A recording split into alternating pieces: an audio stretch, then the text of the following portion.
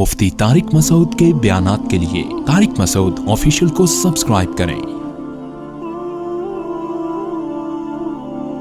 طارق مسعود official.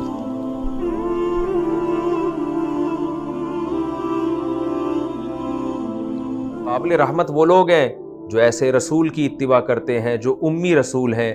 اور جن کو وہ تورات اور انجیل میں ان کا نام دیکھا ہوا ہے انہوں نے کہ محمد صلی اللہ علیہ وسلم، احمد کے نام سے آپ صلی اللہ علیہ وسلم کا نام احمد بھی تھا، محمد بھی تھا، تو لکھا ہوا پاتے ہیں تورات اور انجیل میں کہ محمد صلی اللہ علیہ وسلم آخری نبی ہیں جو آئیں گے، تو اسی نبی پر یہ لوگ ایمان لے کر آتے ہیں۔ جو نبی ان پر پاکیزہ چیزوں کو حلال کرتے ہیں، خبائث کو حرام کرتے ہیں، تو یہ ساری صفات چل رہی تھی پیغمبر صلی اللہ علیہ وسلم کی۔ پھر وہ لوگ جنہوں نے نبی کی مدد کی، نبی صلی اللہ علیہ وسلم کو طاقت بخشی، یہی لوگ کامیاب ہیں۔ اب ایک اشکال ہو سکتا تھا کہ موسیٰ علیہ السلام جیسے ایک خاص قوم کے نبی تھے، بنی اسرائیل کے نبی تھے، تو ایسا تو نہیں ہے کہ محمد صلی اللہ علیہ وسلم جن پر ایمان لانے کی ترغیبات دی جا رہی ہیں حضرت موسیٰ کے واقعہ کے ضمن میں، تو ایسا تو نہیں ہے کہ یہ بھی عربوں کے ساتھ خاص ہیں اور عرب کو خطاب کیا جا رہا ہے اور ارض حجاز کو خطاب کیا جا رہا ہے۔ اس کا جواب اللہ نے دے دیا کہ نہ ایسا نہیں ہے۔ قل، اے نبی آپ کہہ دیجئے، یا ایھا الناس، اے لوگو، انی رسول اللہ، میں اللہ کا بھیجا ہوا قاصد ہوں، الیکم، تم سب کی طرف، یعنی الیکم کا معنی تمہاری طرف، اس میں تمام انسان ویسے ہی آ گئے ہیں، کیونکہ یا ایھا الناس کے لفظ میں یا ایھا العرب نہیں ہے، یا اہل حجاز نہیں ہے، اے اہل حجاز، بلکہ اس میں کیا ہے، اے لوگو، تو اس میں تاکید کی ضرورت ہی نہیں تھی۔ تو اللہ نے فرمایا یا ایھا الناس، اے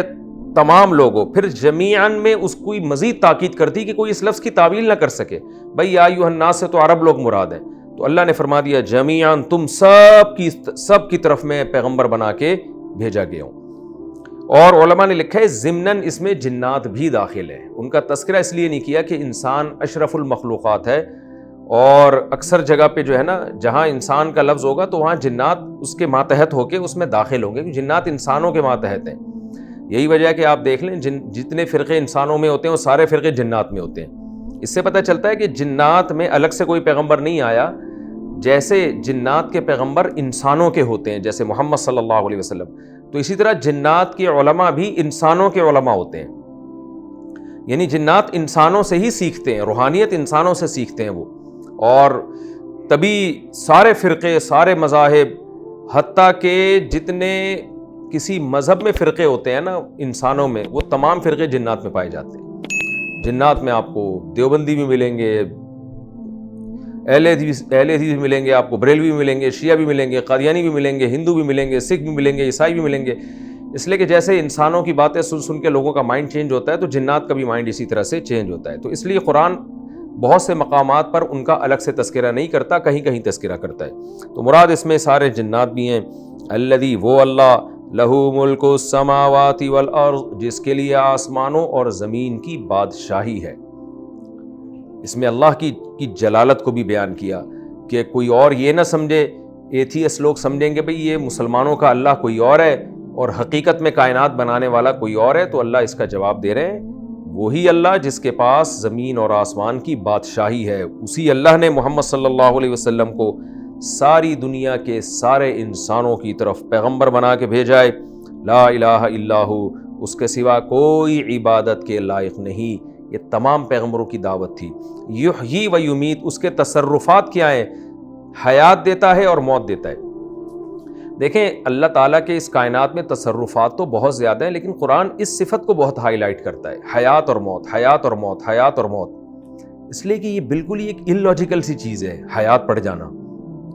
خدا کے وجود کی اس سے بہترین دلیل کوئی ہو نہیں سکتی کہ وہ بے جان چیز میں جان ڈال دیتا ہے۔ اور حیات کیا ہے میں بار بار بتا چکا ہوں کہ میں نے بڑے بڑے ڈاکٹروں سے پوچھا ہے، وہ کہتے ہیں اب تک حیات کو ڈیفائن نہیں کیا جا سکا سائنس کی زبان میں، سمجھا نہیں جا سکا نا، اسی وجہ سے اب تک ڈیفائن نہیں کیا جا سکا۔ بس آپ کسی سائنٹسٹ سے پوچھیں یا میڈیکل کے بہت بڑے اسپیشلسٹ سے ڈاکٹر سے پوچھیں کہ زندگی کسے کہتے ہیں، تو بس وہ اسی کو کہے گا، ہارٹ بیٹ اور روح کا پڑ جانا اور چلنا پھرنا دیکھنا، احساس اور شعور کا پیدا ہو جانا، اس سے آگے نہیں جا سکتا۔ وہ احساس پیدا کیسے ہو جاتا ہے، شعور پیدا کیسے؟ دیکھیں حیات کی دو قسمیں، ایک تو میڈیکل سائنس جس کو حیات کہتی ہے جو پودوں میں بھی ہوتی ہے، اور ایک حیات وہ ہوتی ہے جس کو اسلام حیات سے تعبیر کرتا ہے، وہ ہے شعور،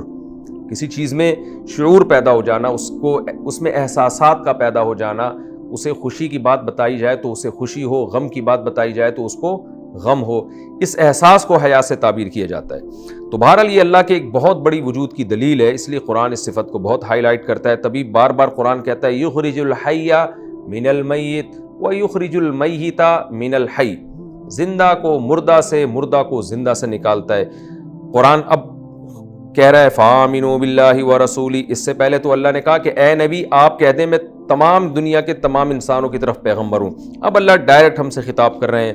فآمنوا باللہ، اے لوگو جب تم نے محمد صلی اللہ علیہ وسلم کا یہ اعلان سن لیا کہ ساری دنیا کے تمام انسانوں کی طرف آپ اللہ کے رسول ہیں، تو اے تمام لوگو آمنوا باللہ، اللہ کہہ رہے اللہ پر بھی ایمان لے کر آؤ، ورسولہ اور اس کے رسول پر بھی، النبی جو کہ نبی ہیں، الامی جو کہ لکھنا پڑھنا نہیں جانتے۔ اس کا ترجمہ عام طور پہ یہ کر دیا جاتا ہے ان پڑھ، تو ترجمے کے لحاظ سے تو ان پڑھ کا لفظ بھی ٹھیک ہے، لیکن اس میں ایک سوء ادب ہے، تھوڑا ادب کے خلاف معلوم ہوتا ہے، کیونکہ ہمارے ہاں یہ لفظ جو ہے نا کسی کو ان پڑھ کہنا یہ ایک گالی کے طور پہ یہ لفظ استعمال ہوتا ہے، اس لیے میں اس کا ترجمہ ان پڑھ سے نہیں کرتا، بلکہ الامی جو نہ لکھنا جانتے ہیں اور نہ پڑھنا، کیونکہ نبی صلی اللہ علیہ وسلم ان پڑھ بہرحال نہیں تھے۔ ان پڑھ کا معنی ان پڑھ تو ہمارے یہاں جاہل کو کہا جاتا ہے نا، تو آپ صلی اللہ علیہ وسلم، کیونکہ بعض لوگوں نے ان پڑھ ترجمہ کیا ہے اس لیے میں عرض کر رہا ہوں، آپ صلی اللہ علیہ وسلم پڑھے لکھے تھے، مگر انسانوں میں کسی سے آپ نے نہیں پڑھا، جو کچھ پڑھایا ہے سکھایا ہے وہ سب کا سب اللہ نے آپ کو سکھایا ہے۔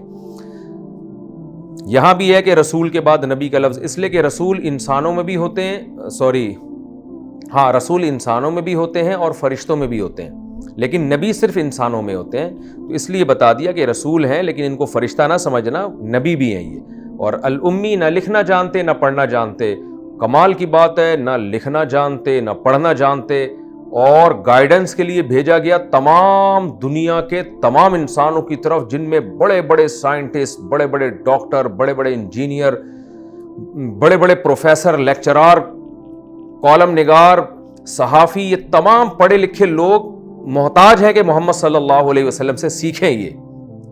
کیونکہ آپ اللہ کا پیغام لے کر آئے ہیں، اور خود محمد صلی اللہ علیہ وسلم کی کیا حالت ہے، الامی نہ لکھنا جانتے اور نہ پڑھنا جانتے، یہی آپ کا معجزہ ہے۔ آگے اللہ فرماتے ہیں الذی یؤمن باللہ، یہ پیغمبر خود بھی ایسے ہیں کہ اللہ پر ایمان لاتے ہیں، وکلماتہ اور اللہ کی باتوں پر ایمان لاتے ہیں، انہوں نے بھی اللہ کو دیکھا نہیں ہے، لیکن آپ بھی اللہ پر ایمان لے کر آئے ہیں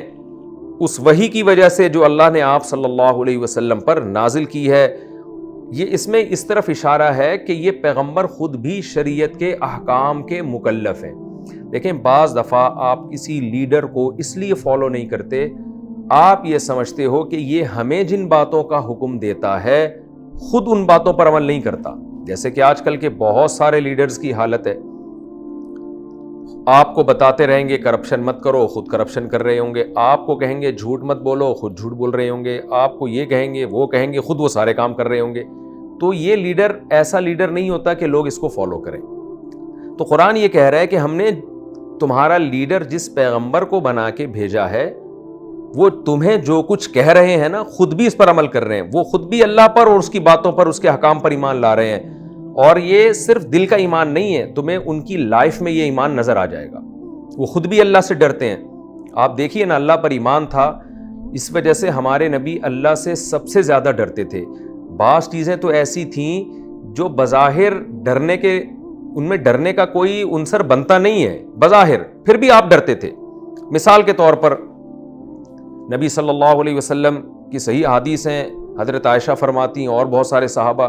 کہ مطلع جب ابر آلود ہوتا تھا، کالی گھٹا آتی تھی، آپ صلی اللہ علیہ وسلم خوف زدہ ہو جاتے، نماز میں مشغول ہو جاتے، اللہ سے دعائیں مانگنے لگتے کہ اللہ تو نے تو وعدہ کیا ہے میں جب تک ان لوگوں میں ہوں گا تو اپنا عذاب نازل نہیں کرے گا۔ دیکھیں یہ کیسی خوف کی کیفیت تھی، حالانکہ عرب میں بادل تو ہمیشہ سے آتے رہے ہیں، بارشیں ہمیشہ سے برستی رہی ہیں،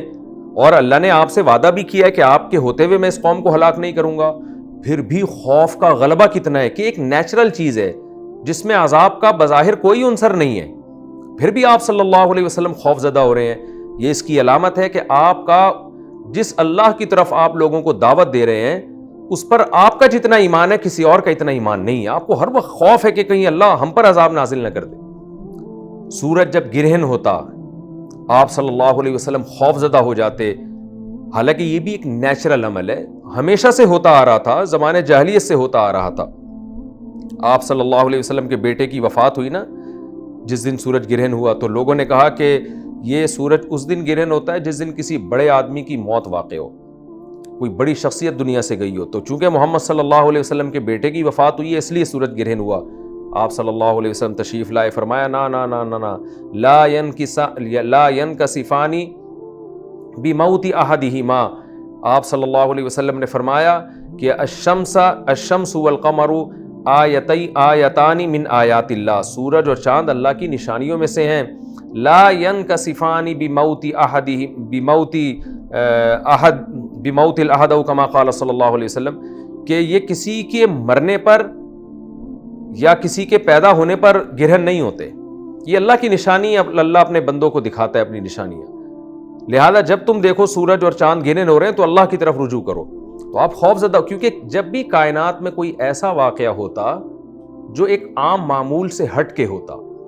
چاہے وہ نیچرلی کیوں نہ ہو، تو آپ دیکھیں عام آدمی تو کہے گا نیچرل ہے، لیکن آپ صلی اللہ علیہ وسلم خوف زدہ ہو جاتے کہ کہیں ایسا تو نہیں ہے کہ اللہ کوئی اور اپنی قدرت دکھانا چاہ رہا ہو یا اس کائنات کو تباہ کرنا چاہ رہا ہو یا ہم پہ ہمارے گناہوں کی وجہ سے، خطاؤں کی وجہ سے ہمیں سزا دینا چاہ رہا ہو۔ اور آپ کیوں ڈرتے تھے ان باتوں سے؟ اس لیے ڈرتے تھے کہ آپ قرآن میں پڑھ چکے تھے، لوگوں کو بتا چکے تھے کہ جب قوم عاد پر عذاب آیا ہے فَلَمَّا رَأَوْهُ عَارِضًا مُسْتَقْبِلَ أَوْدِيَتِهِمْ قَالُوا هَذَا عَارِضٌ مُمْطِرُنَا، بادل منڈلاتے ہوئے آئے نا تو نبی نے بتایا کہ عذاب آ رہا ہے، تو وہ قوم کہنے لگی یہ تو بادل ہے جو برسے گا، یہ تو نیچرل عمل ہے، یہ تو ہوتا ہے، بادل آتے ہیں بارشیں ہوتی ہیں۔ تو ہمارے نبی ڈرتے تھے اس بات سے کہ جیسے قوم عاد اس کو ایک نیچرل کہہ کے بے خوف ہو گئے لیکن اس پہ پتھروں کا عذاب نازل ہوا، تو ہم بھی اس عمل کو نیچرل سمجھ رہے ہیں، لیکن ایسا نہ ہو کہ یہ اللہ کا عذاب ہو۔ تو 1% بھی چانس تھا نا آپ صلی اللہ علیہ وسلم اتنے خوفزدہ ہو جاتے، حالانکہ آپ نبی معصوم تھے۔ تو اس سے پتہ چلتا ہے کہ ہمارے نبی کے دل میں اللہ کا جتنا خوف اور خشیت اتنی کسی اور کے دل میں نہیں تھی، اور یہ آثار خوف کے آپ کے جسد اطہر پہ ظاہر ہوتے تھے۔ تو قرآن اسی صفت کو ہائی لائٹ کر رہا ہے، یؤمنو باللہ وکلماتہ، یہ نبی خود بھی اللہ پر اور اس کی باتوں پر ایمان رکھتے ہیں، خود بھی حلال و حرام سے بچتے ہیں، حرام سے بچتے ہیں اور حلال کی طرف جاتے ہیں، وہ پابندیاں جو دوسروں کے لیے ہیں ان کو خود زیادہ فالو کرتے ہیں۔ واتبعوہ، پس اے لوگو تم اس پیغمبر کو فالو کرو، لعلکم تہتدون، تاکہ تم بھی سیدھے راستے پہ چلو۔ اب چونکہ واقعہ اصل میں بنی اسرائیل کا چل رہا تھا، یہ تو قرآن درمیان میں اللہ اپنا کلام لا کے ہمیں موٹیویشن کے لیے کہ تم بنی اسرائیل اور موسیٰ کی بحث میں الجھ کے اپنی ذمہ داریوں سے غافل نہ ہو جانا، ایسا نہ ہونا کہ تم اس واقعے کو ایک تاریخی واقعہ سمجھ کے دلچسپی سے پڑھو، پبلک کو سناؤ، اس سے جو سبق ملتا ہے اس کو فوکس کرو۔ وہ سبق کیا ملتا ہے کہ تمہارے پاس جو ہم نے پیغمبر بھیجا ہے وہ موسیٰ سے بھی زیادہ افضل ہے، موسیٰ ایک قوم کے نبی تھے اور تمہارے پیغمبر تمام دنیا کے تمام انسانوں کے نبی ہیں، لہذا ان کو فالو کرو تم۔